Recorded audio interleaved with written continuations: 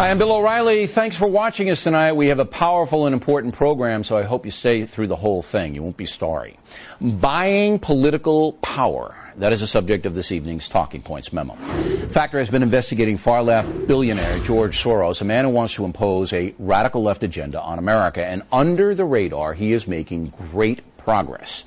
Soros has set up a complicated political operation designed to do two things: buy influence among some liberal politicians and smear people with whom he disagrees. Now, here's a chart of how Soros and a few other wealthy radicals who help him are funneling money into the political process. Stay with me on this. Most of Soros's political money flows through his Open Society Institute. You see it there on the left, which is almost unlimited funding. Since 2001, according to federal documents, the Open Society Institute has given nearly $20 million to the Tides Foundation, right below that, an astounding amount. Now, Tides, in turn, funnels the money to a variety of radical hatchet men who are all well paid. For example, Tides has donated millions to the vile propaganda outfit Media Matters, which specializes in distorting comments made by politicians, pundits, and media people.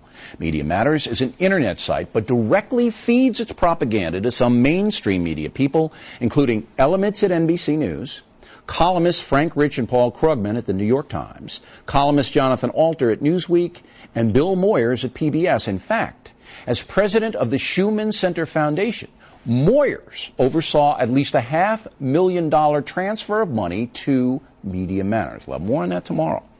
Now, George Soros is also pouring money into the Center for American Progress, run by former Clinton aide John Podesta, and the Democracy Alliance Group, both of which fund Media Matters as well. So you can see an enormous amount of money this Media Matters has control of.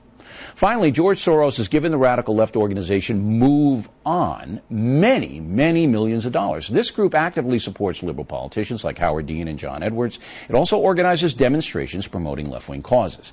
So you can see how powerful this guy Soros has become. He can smear anyone he wants in a variety of ways. His organizations can raise millions for politicians who will do his bidding.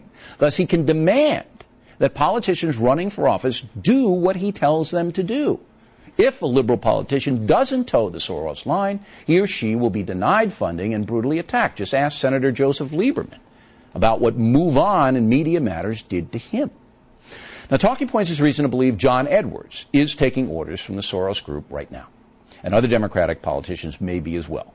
The goal of George Soros, Peter Lewis, Susie Tompkins Buell, and other radical financiers is to buy a presidential election. By that I mean find and fund a candidate who will tacitly do what he or she is told to do.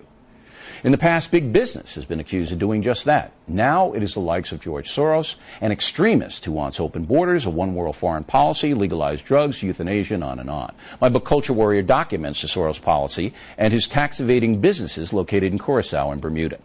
The really frightening thing about all this is that most Americans have never even heard of George Soros. This is off-the-chart dangerous, but completely legal under the McCain-Feingold Act. In the weeks to come, we'll have more on Soros and his operations, including naming more of the mainstream media that is actively helping him, which includes Rosie O'Donnell. And that is